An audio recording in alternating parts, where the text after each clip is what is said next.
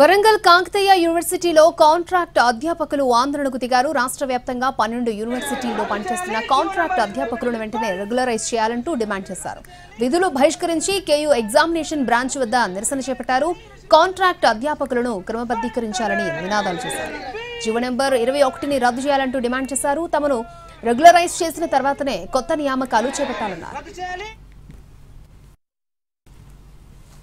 మంది వ్యక్తుల యొక్క స్వార్థపూరిత చర్యల వల్ల ఈ జీవో నెంబర్ 21 రావడం జరిగింది.